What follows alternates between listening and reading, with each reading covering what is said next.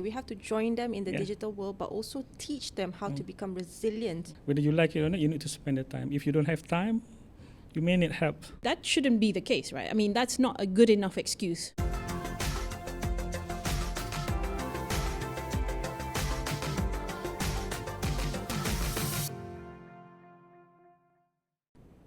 Hello everyone, welcome back to another episode of Beyond the Headlines. My name is Amalina Kamal. And I'm Hazwin Hassan. Now, before we begin our usual round of in-depth discussion, let's go through the top headlines for the week. Fresh off the PKR Central leadership polls, the race for the second top seat saw Nurul Izzah Anwar beating Datuk Sri Rafizi Ramli, who was the incumbent party deputy, by an overwhelming 6,000 vote margin, polling at 9,803. Indeed, it was clear who the party wanted to win. But the real development lies in many having to look out for what Rafizi had promised going into the party elections. And on Wednesday, Rafizi actually fulfilled that promise by resigning from cabinet as economy minister, a promise he made if he were to lose his spot to Nurul Izzah. Yes, and you know what else happened that same day? Natural Resources and Environmental Sustainability Minister Nik Nazmi Ahmad also stepped down from cabinet. This too after he failed to defend his post as PKR Vice President at the weekend polls and lost the Setiawangsa Division Chief post. Before that to Datuk Aflin Shauki. Nik Nazmi is seen as an ally of Rafizi. So now, Hazwin, we've got 2 seats up for grabs and all eyes are on Prime Minister and PKR President Datuk Sri Anwar Ibrahim. Well, who will he pick to fill those spots? Now, after Rafizi's loss in the May 23rd polls, Deputy Prime Minister and UMNO President Datuk Sri Ahmad Zahid Hamidi made it clear UMNO won't be asking for those ministerial positions. But hey, if they're offered, they're not saying no. In fact, Zahid said it's PKR's call, they respect that and they know their limits when it comes to making demands. Now, the cards are pretty much up on a table, ready to be drawn. Right. Now, Amelina, moving on from PKR, the Asean and all related summits have just concluded here, hosted in Kuala Lumpur. Leaders from 10 ASEAN countries all gathered, with Malaysia as chair in what became a milestone event for multilateral relations in this region. Indeed, and we also saw the signing of the KL Declaration on ASEAN 2045, our shared future. Now, what this particular declaration is for is that it's a pledge towards recognizing and materializing the ASEAN Charter and will serve as a new framework to transform ASEAN to become a resilient, innovative, dynamic and people-centered community. Right. But first, now we want to dive into a hot button issue that's raising eyebrows. Something every parent and digital user needs to hear. The Communications Ministry is considering a move that could change how we use the internet here in Malaysia, enforcing mandatory user verification. That's right, you've got real name policies, identity checks, all to make our online spaces safer, especially for children. Now, this comes after a pretty disturbing case involving a minor, and it's the kind of story that will make you stop in your tracks. Now, Communications Minister Datuk Fahmi Fadzil recently highlighted a case where a social media influencer allegedly sent obscene images to a 14-year-old girl. Yes.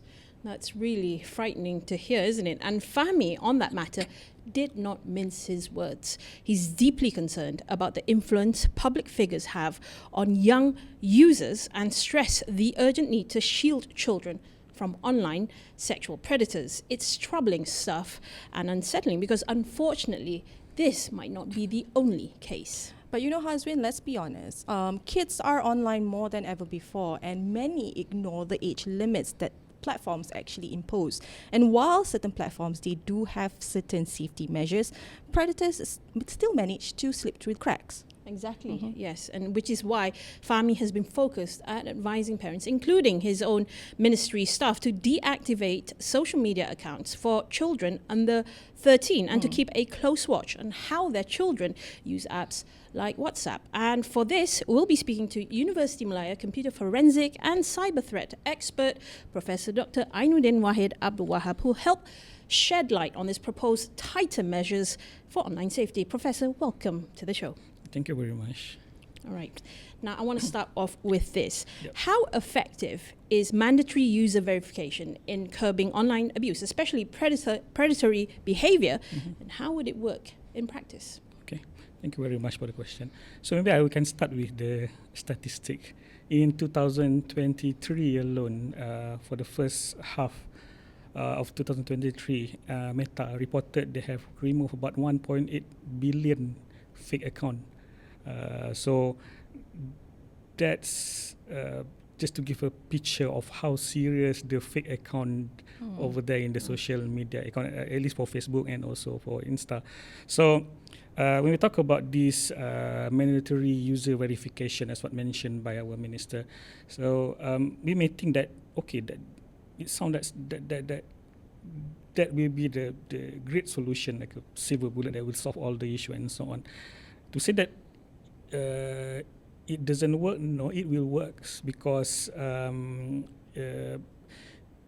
analogy is like when we have our CCTV in our premise, outside our premise. So what happens is that it doesn't stop all the crime, but it will deter a lot of it, whether we realize it or not. Okay, so having that mandatory user verification, we are not considering as a magic fix. It will help, but there are few other considerations that we need to have a look for. And another thing is that we need to be careful as well, because maybe for parents, for example, when this requirement or user verification requirement is there imposed over there, so some of them maybe will think that, oh, okay, that platform is safe for my kids right now because there already a security measurement implemented and so on. But be careful, because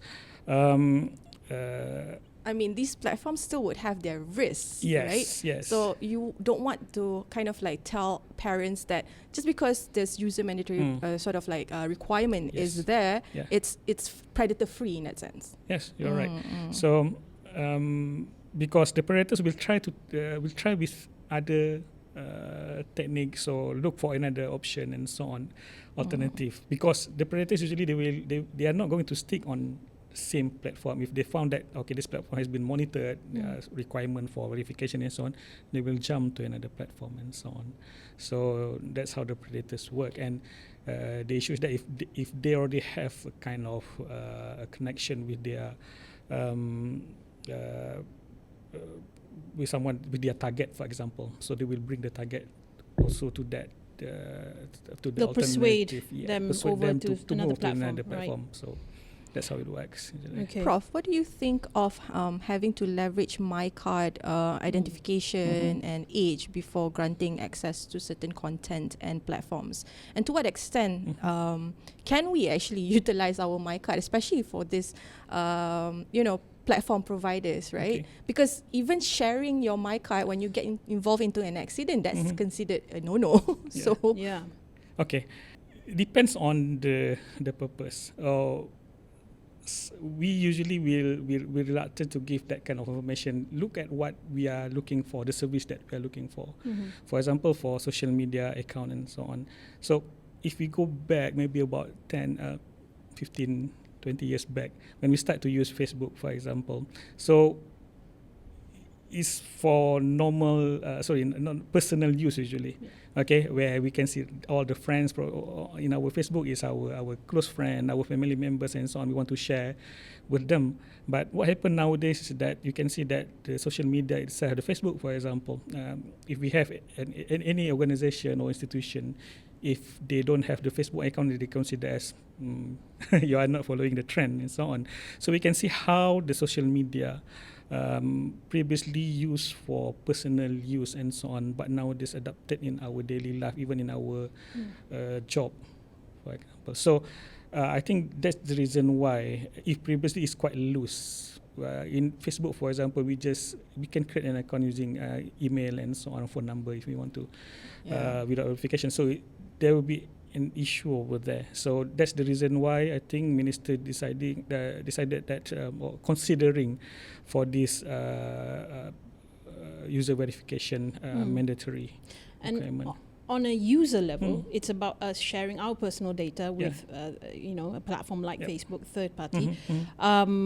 in order to comply with the government's requirements. Yes. And on the sort of enforcement level here by the government, are they ready to be to share this sort of data with these social media platforms? I mean, let's not get too much into it, but already with the, with Meta on the licensing requirements, that was another issue altogether. And I'll just sum it up.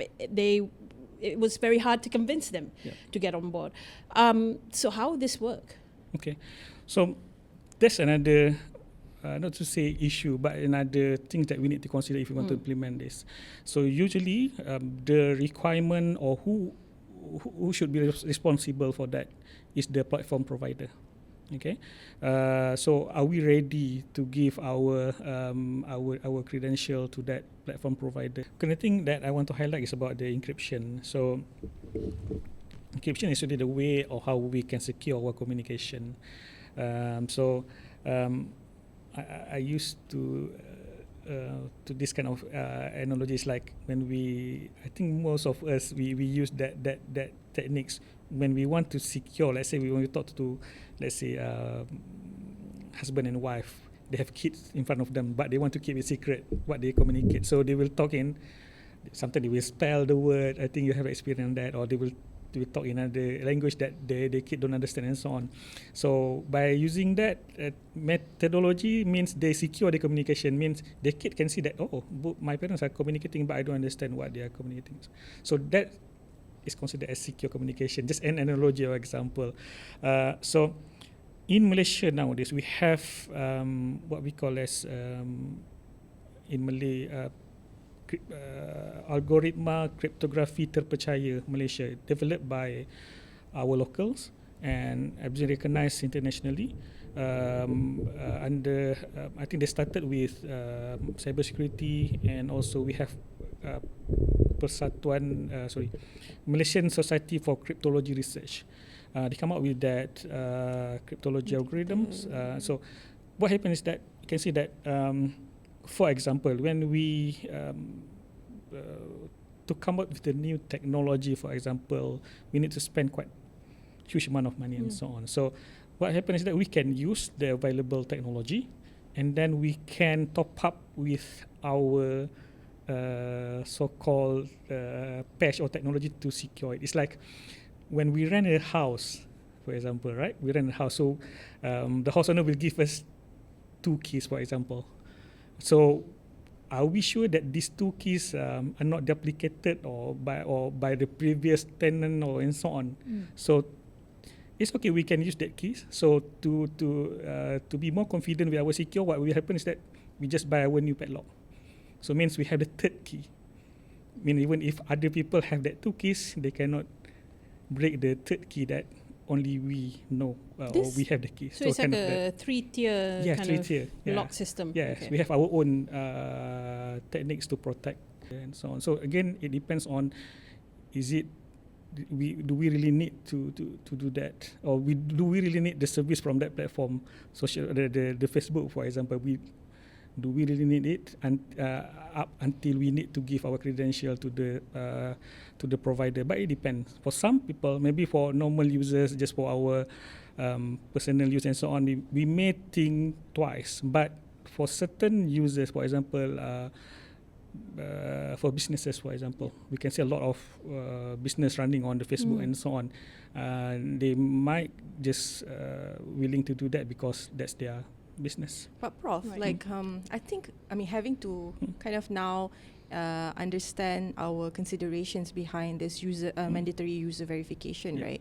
I think the bigger question here is that are we even ready to let go of having accounts on certain platforms who do not want to comply fully with the government's decision if they do decide to impose this mandatory rule, right?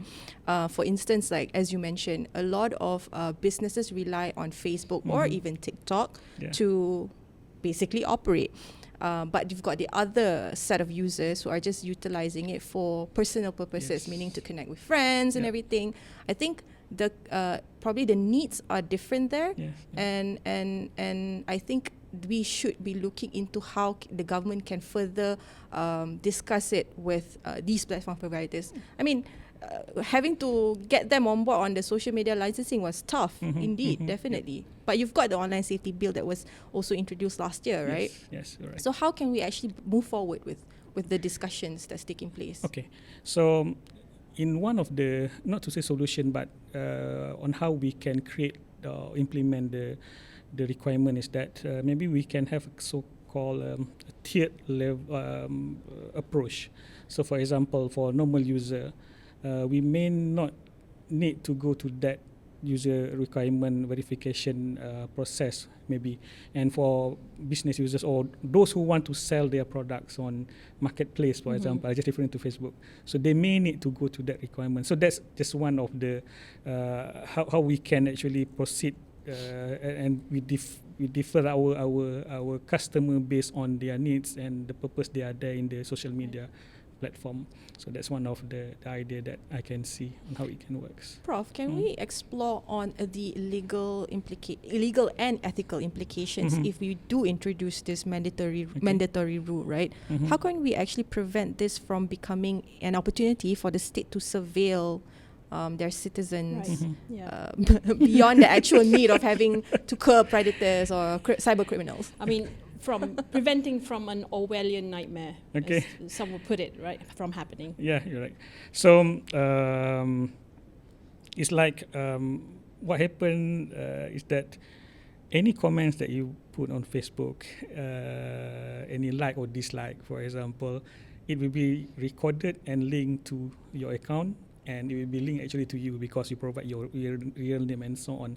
So what I can see from there is that if previously we assume that this digital world is different from this real world, okay, I think maybe you have experience, you have a friend or the one that you, someone that you know, in a real world, he or she is quite reserved and so on, not much comment and so on. We talk together, but suddenly when you look at his or her comment on Facebook and so on, you can see a totally different person, very critical and so on. So there you can see that some people, they might think whatever that they did in the digital world are not going to affect their real world because it's another world. It's so you can do anything screen, that you want to do. But by having this, for example, you know that anything that you did in the digital world will be traced back to yourself in the real world. So back to the question just now. So means what will happen is that some people will think, okay, I will lose my freedom of speech because usually I don't give this kind of opinion in the real world because I am afraid and so on. But I will give this, I will write this comment in the digital world because I think it's free. I can express anything that I want to do. I like, or but it's my opinion and so on.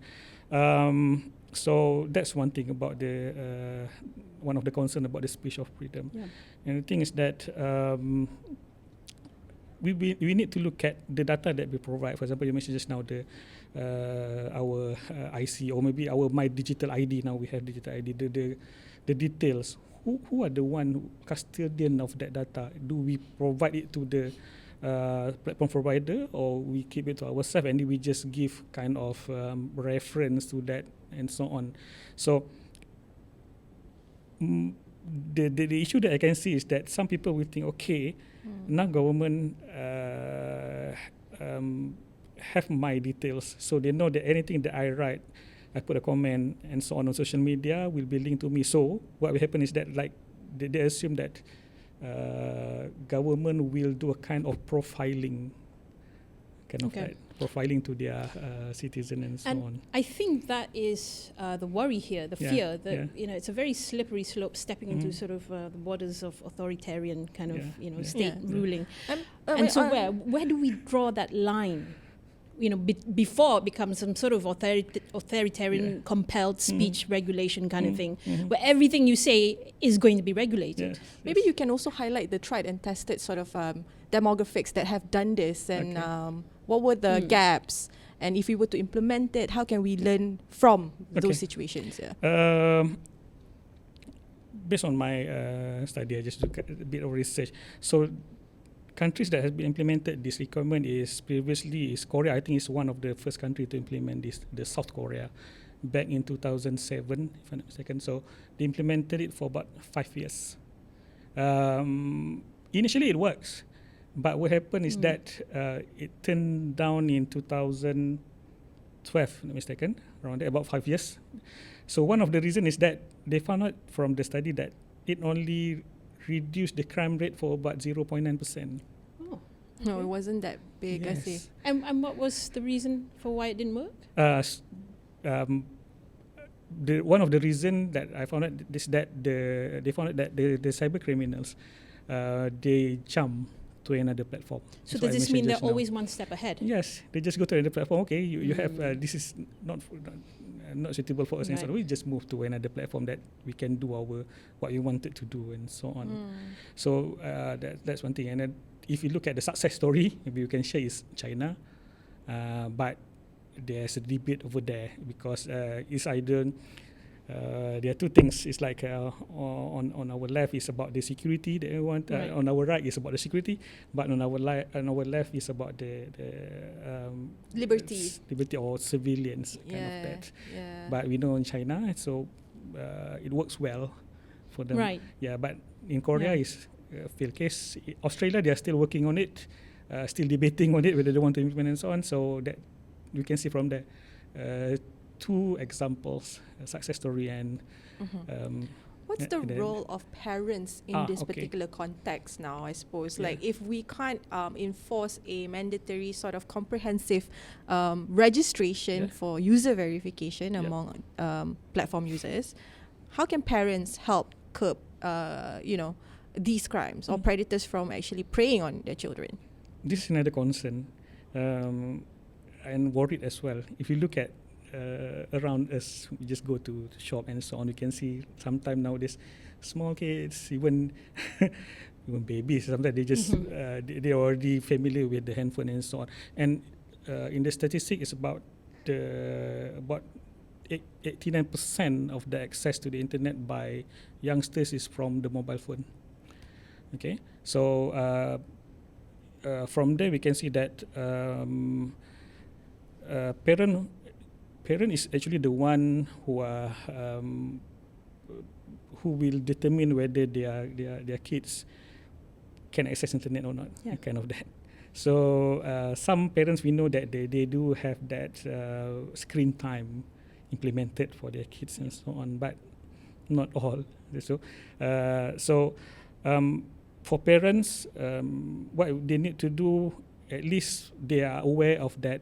As what I mentioned just now, the requirement, the age requirement for certain or specific social media platform. They need to adhere that. Okay. The second one is the digital literacy, because parents should actually update their knowledge in this cybersecurity stuff and so on, or protect their kids about the online risk. What is the online risk? And sometimes now this is quite famous as well, the cyberbullying. Also happen online, and the main platform will be the social media. So that's the first thing, the digital literacy. So the parents should update themselves and share with their kids. And the second one is maybe setting the boundaries. What social media platform is suitable for you, according to your age and so on. But we already have that. These platform providers have already imposed the adequate age before you go, registering yourself on it, right? Yeah. So we I mean, for instance, like WhatsApp, I think it's 13 and above. Okay. TikTok is 13 and above. Facebook is 16 and above. But you still see minors registering on these platforms. So what does this say about the parents? Yeah. So the same thing happens. We just assume that the cyber criminal will do this. We do that. They use the fake account, use a fake age and so on. So that's what happened as well to the kids. They are doing the same thing. We are realizing that actually they are exposing themselves to the dangerous on the social media. Why did they go for it? Because sometimes because of their friends and so on. Peer influence. Yeah, peer influence.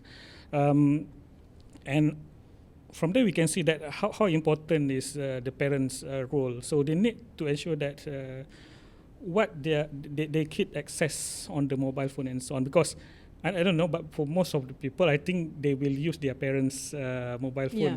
They don't have their own mobile phone unless that their parents provide I mean, them with the mobile phone. and so you've on. heard of cases where children, they buy stuff on eBay or on these sort of online retail services, and then they max out their parents' credit cards unknowingly, to the parents. Yeah. That just shows you how not mindful they are of what their children are doing. That's not good. Yeah, that's not good. Yeah. That's why we really need to, whether we like it or not, we need to join them in the digital world. Because in the real world, usually we will hold their hands when they're working and so on, play with them and so on. So the same thing need to be happen in the digital world.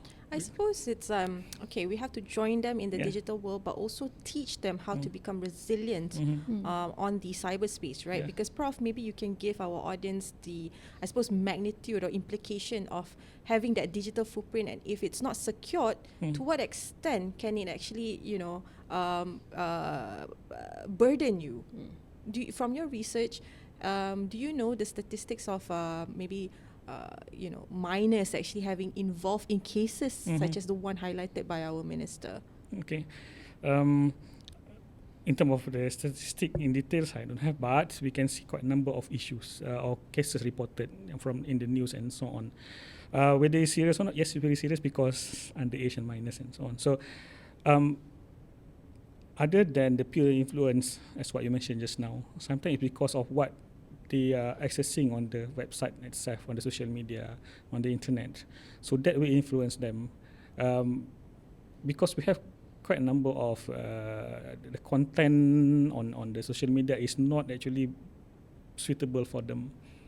Okay, so but they are able to access it. If you go to YouTube, for example, if you don't use the YouTube Kids, for example, you can have a lot of things over there, or even for the Facebook and so on. So sometimes, yes, initially they just go watch for cartoon and so on, but time to time, then suddenly you can see all those content that are not suitable for them.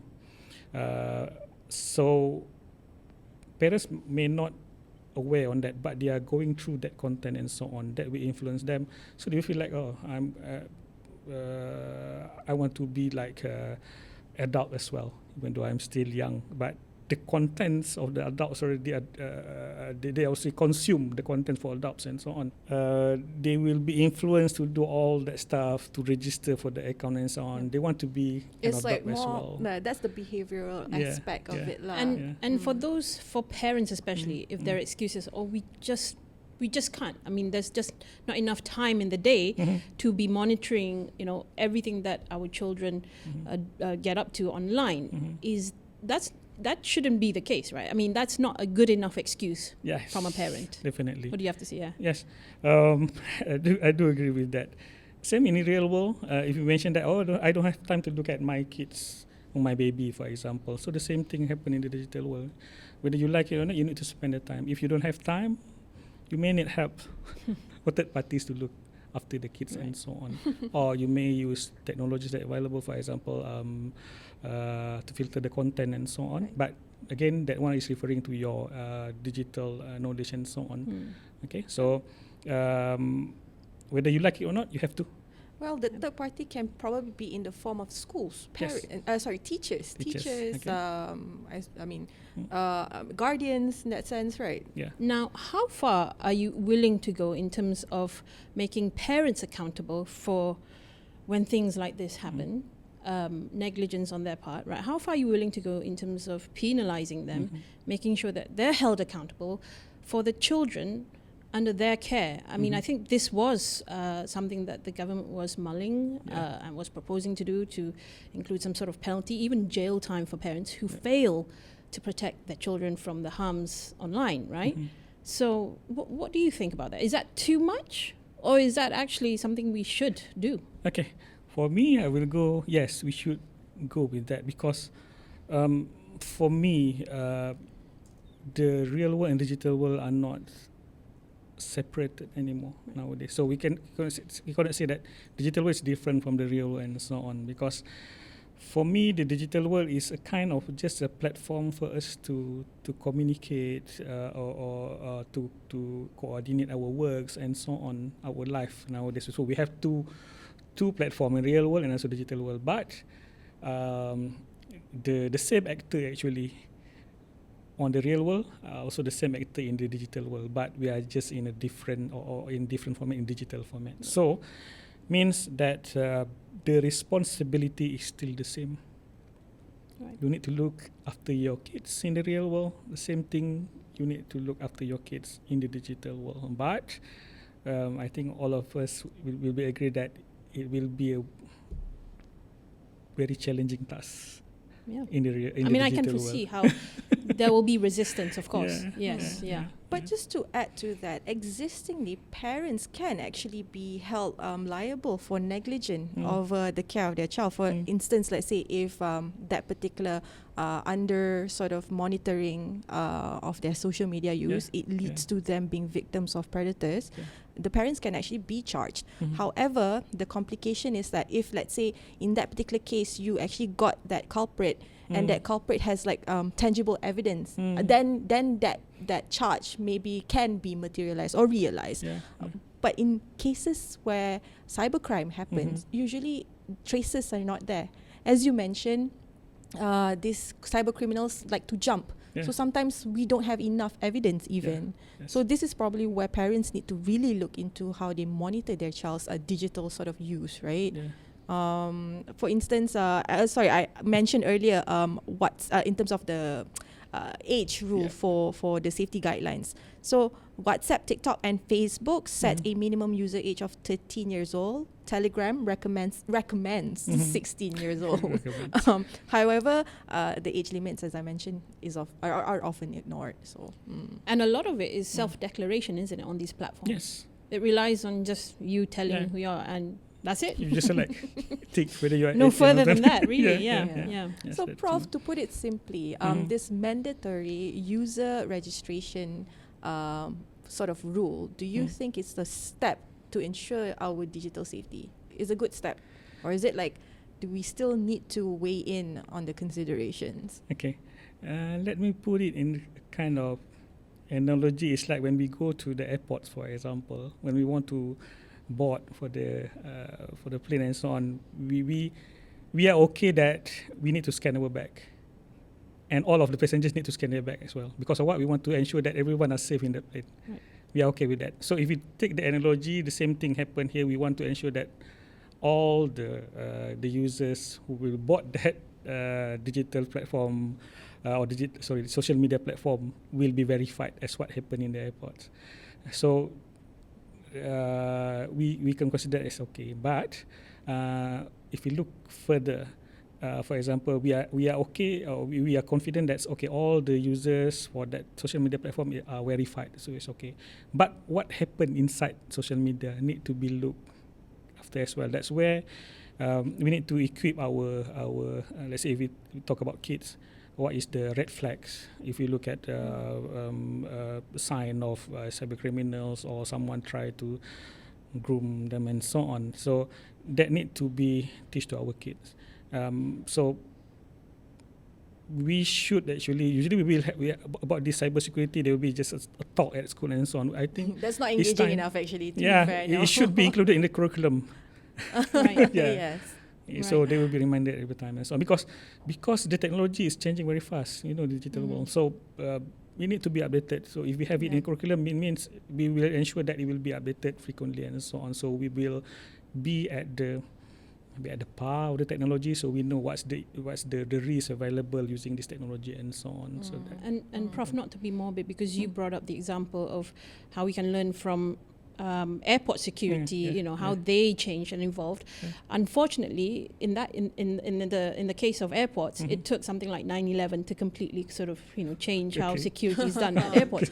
So in the same breath, I would say that let's not. And I'm sure you would advocate this just as well, is that let's not wait for a sort of 9/11 thing to happen online for us to have to realize there is something that needs to be done here for online safety, right? Yes. Yes, you're right. not to wait for until 9/11 case and so on in the digital Yeah. domain, but few cases that we can see is what you mentioned just now, already a good indicator on how the importance of having this requirement to be there, so at least to protect a first level of protection for our kids. If not kids, even we ourselves. I think if you look at kids, is the type of criminal is quite different compared to the adults, for example. So more scammers and so on, they are looking for that with money and so on. So love scam, for example, it happens to different categories of user age and so on. Yeah. So having this, it will try to help to curb the issue in general, basically. But what happened next in the platform, we may tackle it one by one, case by case. Right. because of that. Understood.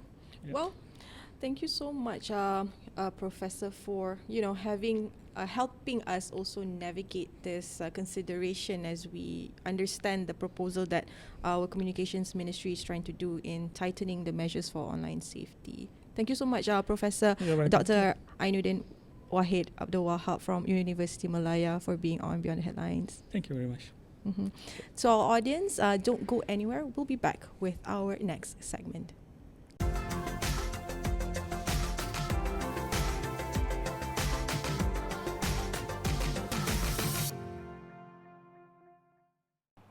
Welcome back. Now, the ASEAN GCC China Trilateral Summit took place earlier this week on May 27th in the beautiful Kuala Lumpur and marked the first time its leaders convened. Right, and this summit is actually a significant milestone discussing economic cooperation, regional security, and other pressing issues. Lots of hard talk and high-level discussions, but what does it really mean for the region? Now, you've got the US actually tightening its screws on China with more tariffs, and suddenly ASEAN, the GCC, as well as China are like, okay, time to bond up and look into how we can actually address the situation. And that is why this particular summit mattered. It wasn't just a photo op, it was a serious pivot toward regional economic self-reliance and maybe, to some extent, a quiet defiance against the West. Yes, Amalina.